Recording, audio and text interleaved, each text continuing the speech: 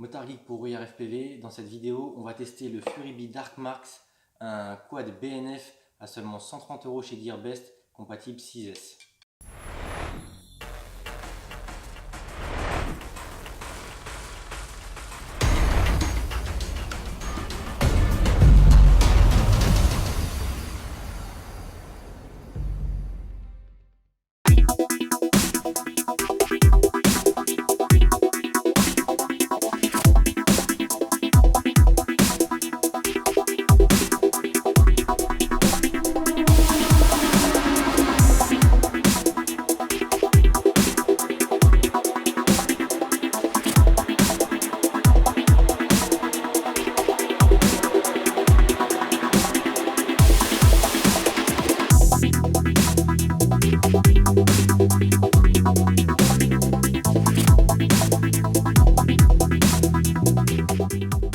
Donc avant d'aller sur le terrain tester le Dark Max, on va d'abord déballer le petit colis minimaliste et ensuite on s'attardera sur les composants.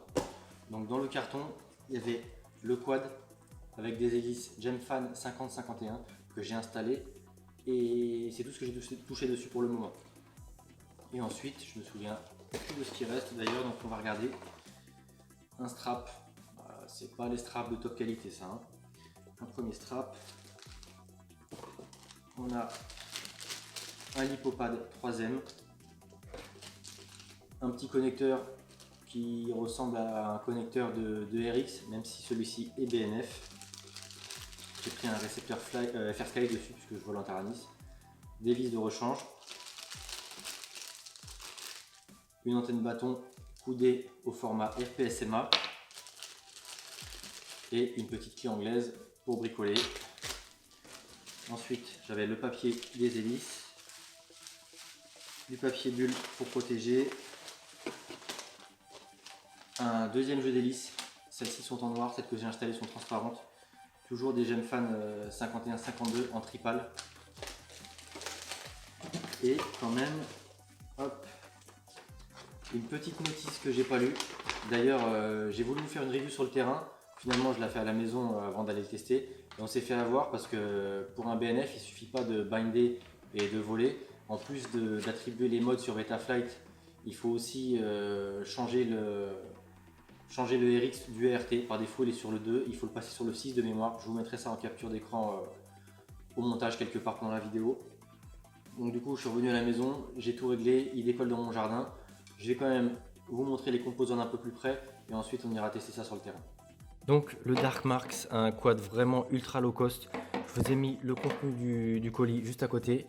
Donc les 4 vis de rechange, le petit connecteur à souder quelque part et à brancher quelque part, le strap à lipo de moyenne qualité, le lipopad avec son scotch 3M,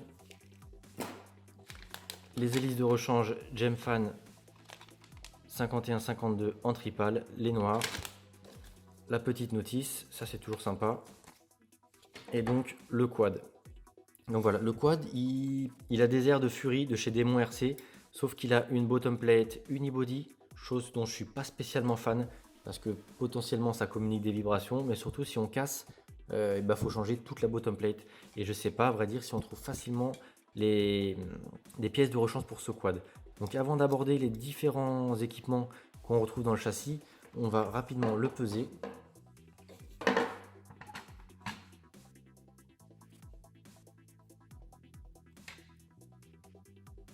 « 290 grammes sans la lipo et sans l'antenne. Antenne au format RPSMA au passage, hein, comme quasiment tout ce qui vient de Chine. Donc on est sur un poids raisonnable, même si on a des moteurs qui sont pas bien gros, comme on va pouvoir le voir.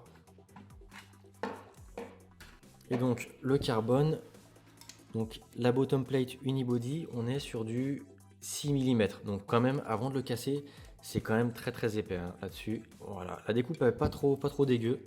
Les plaques latérales, elles mesurent 2 mm. Et la plaque sur le dessus, elle a l'air un peu plus petite ici, c'est peut-être du 1 ou 1,5 mm, mais c'est pas sujet vraiment au choc. Donc c'est un quad, un lipo en dessous. Ici, on peut coller une GoPro Session ou une Runcam HD.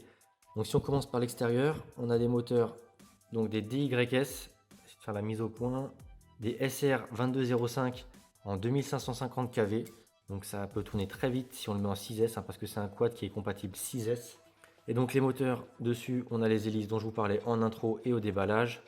Ils sont reliés à des ESC 4 en 1 qu'on peut voir ici. Tiens, d'ailleurs j'ai oublié de vous dire qu'il y avait un deuxième strap à lipo. Ce sera pas simple à passer. J'ai un peu galéré à le mettre avec les pads de soudure des ESC 4 en 1. Donc des ESC 4 en 1, 30 ampères qui burst de mémoire à 35. Et ils tournent sur le firmware BLLI S. Et ils sont compatibles DShot 600 entre guillemets seulement. Au-dessus des ESC, on retrouve une carte de vol avec son VTX embarqué, dérivé de Omnibus F4. F4 SD, il y a un OSD intégré, OSD actif. Donc OSD actif, dessus je crois que c'est ça, c'est un buzzer. Le gyroscope c'est un classique MPU 6000, donc c'est pas trop mal réputé. On a aussi une black box et chose qui me plaît beaucoup moi, c'est un capteur de courant parce que je trouve qu'il n'y a pas mieux que de savoir la conso réelle de la lipo plutôt que se fier à la tension qui chute énormément dès qu'on accélère. Le VTX embarqué, il n'y a pas grand chose de précisé dessus. C'est un switchable 25 et 200 mW.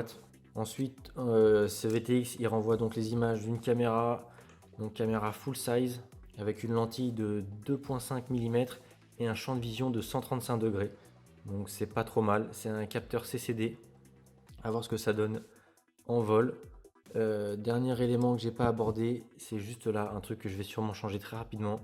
Un petit RX. Donc moi j'ai pris une version BNF FR Sky.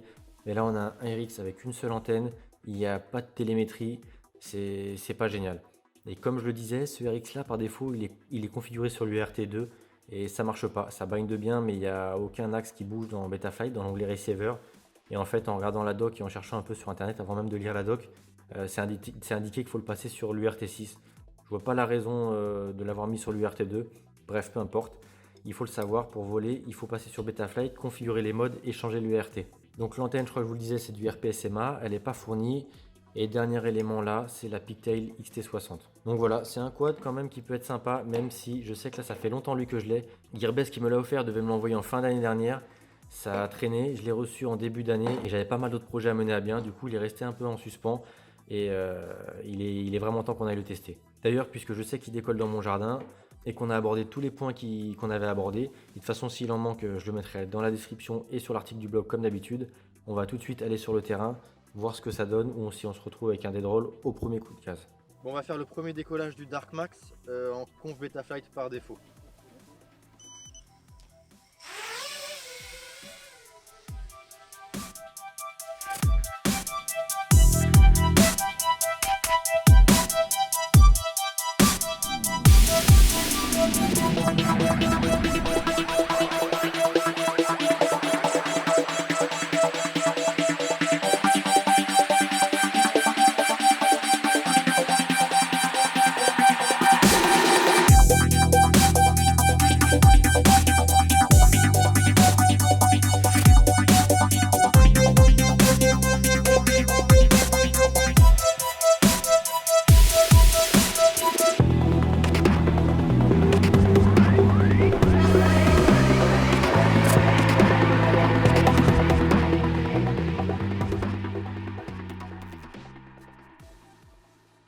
Bon, du coup, je vais me poser et régler Betaflight parce que là, les filtres, les PID et tout, c'est juste horrible.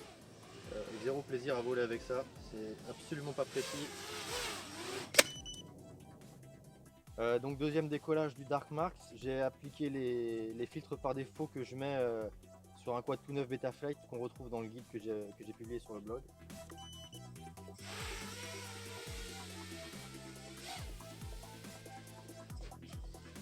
Oh là là, oh là là.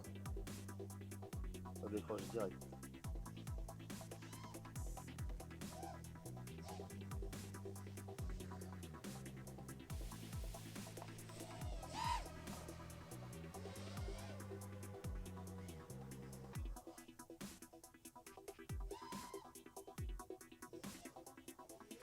J'ai eu un décrochage bizarre, je sais pas expliquer d'où ça vient. C'est beaucoup plus précis que d'origine, parce que de toute façon on a changé les loop time et activé les filtres dynamiques et désactivé les notches.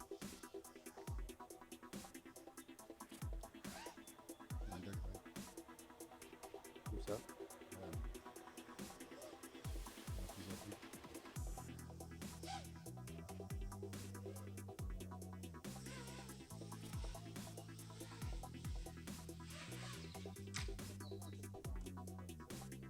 toute façon, il décroche tout le temps. Bon bah voilà, c'est mauvais premier essai. Donc le Dark... c'est dur à prononcer. Ouais. Donc le Dark Max, gros échec. Il a bien décollé en 4S avec les réglages d'origine. C'était absolument pas volable, enfin vraiment pas agréable, c'était pas précis, ça se dandinait, c'était pas génial. On a modifié quelques réglages dans Betaflight. Et là, ça volait un peu mieux. Mais très vite, dès que j'ai commencé à pousser les gaz, je sais pas dire si c'était des D5 ou quoi, j'étais pas loin, c'est clairement pas du fail-safe. Mais il partait en vrille et il s'écrasait. Donc j'ai fait 2 lipos et sur aucune des deux je vous conseillerais de l'acheter parce que là comme ça en l'état c'est pas ouf. En plus bon ça c'est des petits détails. Le strap fourni d'origine bah, c'est de la merde hein. Clairement c'est un machin où ça se glisse dedans, c'est pas génial. L'antenne bâton je pensais que ça serait pire et non finalement ça émet plutôt bien, on capte plutôt bien donc à ce niveau là j'ai rien à dire. Mais ça vole pas génial. C'est pas cher, hein, 130 euros, environ 130 euros je crois en BNF. Enfin en BNF il y a quelques réglages, hein, je vous en parlerai dans l'article. Mais ça vole pas tout court, hein, honnêtement c'est pas intéressant à acheter. Donc aujourd'hui je vous le déconseille. Je vais essayer de m'attarder un petit peu dessus même si j'ai pas mal de taf sur tous les quads. Et si j'arrive à en tirer quelque chose, je vous ferai une autre vidéo. Voilà. Sur ce je vous dis à bientôt sur la chaîne, c'était Motard Geek.